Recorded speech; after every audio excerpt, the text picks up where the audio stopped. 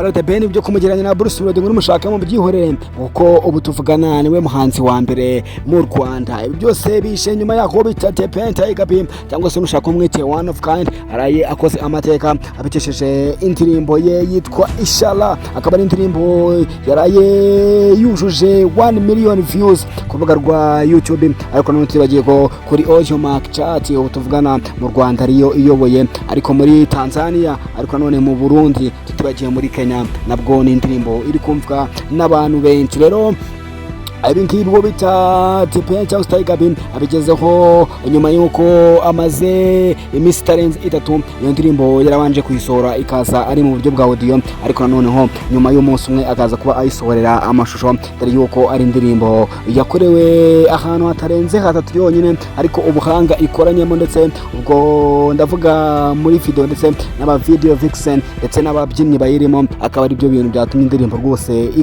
ikakundwa n'abantu benshi mu ngeri zose. Akaba ari indirimbo yabaye virusi haba kuri TikTok, Instagram ndetse n'izindi mbuga abantu bagenda bakoresha berekana ko rwose indirimbo ari imwe mu ndirimbo zimaze kuba nini, ndetse akaba indirimbo nziza cyane wita The Ben yasohoye. Abenshi bakanavuga yuko ari indirimbo izaba indirimbo y'umwaka cyangwa se indirimbo ya sama. Rero ibi byose bije nyuma yaho n'ubundi wo bita The Ben ubwo yarari mu bitaramo byasengurukaga igihugu bya Sama Country Tour, akaba ari ibitaramo byarateguwe n'umundi n'umuhanzi Bruce Melody. Rero avuze yuko rwose azasohora indirimbo bita Inshallah, akaba ari imwe mu ndirimbo yateguje mbere, ndetse avuga yuko ari imwe mu ndirimbo izaba ikomeye. Kandi uwo bita Bruce Melody nawe nyuma yo kumva ko uwo bita The Ben azasohora indirimbo bita Inshallah, nawe se ateguza yuko azahita asohora indirimbo bita irya kane, akaba ari indirimbo Bruce Melody yasobanuraga yuko rwose ngari indirimbo izaba irimo amategeko hafi ane asobanura umugabo cyangwa se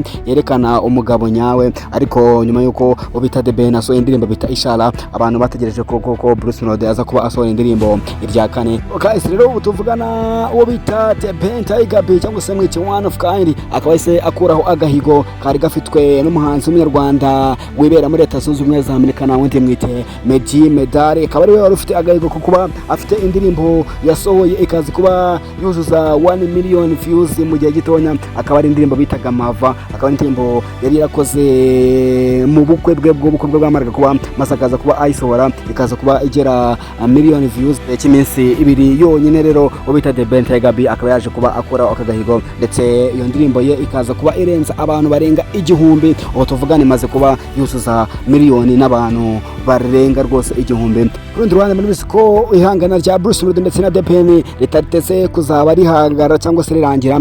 Murabizi ko muri iki cyumweru habaye ubukwe bw'umunyamakuru bita Irene, abwo bita Bruce Melody yaje kuba aririmbamo, ariko aza kuba aririmbiramo Irene indirimbo yakoze ku mutima abantu benshi, ndetse indirimbo nayo isa kuba ica ibintu muri iyo minsi. Abantu benshi baza kuba bandikira Bruce Melody bamusaba yuko ngo rwose yaba aza kuba asohora iyo ndirimbo kugira ngo abantu bayikunde ndetse banayikunde cyane. No mu kiganiro Irene yaje kuba akora nyuma y'ubukwe bwe, nawe yaje kuba yisabira Bruce Melody amubwira yuko rwose ngo iyo ndirimbo yaza kuba ayisohora. Impamvu nyivuzeho nuko nubundi iyo ndirimbo yari yatangiye kugereranywa na Inshallah, ariko nanone nyuma y'uko indirimbo Inshallah yamaze kuza yuzuza million views on YouTube, rwose abantu bahise bavuga bati murekera aho ngaho mwigeranya indirimbo ifite audio na video, mwigeranya n'indirimbo yaririmbwe mu bukwe gusa. Iyo ndirimbo nubwo itari yasohoka, ese abantu benshi ikintu bari kwibaza nyuma y'uko ubita The Ben yujuje million views mu minsi 2, ese ihangana rye na Bruce Melody riraza kuba rirangira gute? Ese riraza kuba rikomeza n'ubundi babagereranya? Ese Bruce Melody araza kuba asohora iyo ndirimbo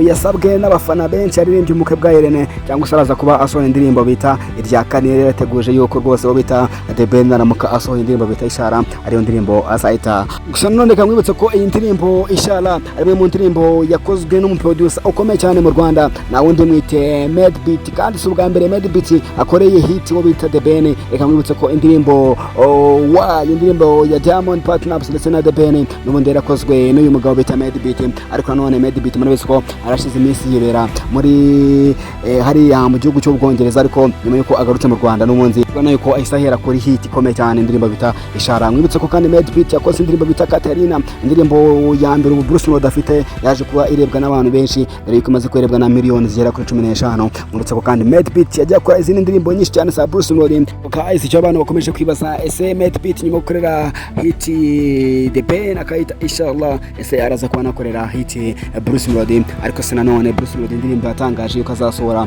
araza kuba azisohora. Byose reka tubitega amaso turebe ngo bizaba birangira bite. Ariko nanone kamwibutse ngo nimba ari ubwa mbere kuri YouTube, kora subscribe kugira ngo tubashe kubana nanjye umunsi ku munsi. Murabizi yuko n'ahandi hantu uzakura amakuru y'ibyamamare cyangwa se amakuru agezweho usibye ahangaha kuri YouTube channel. Ikiganiro kita One Step Show. I love you my people, keep watching my video.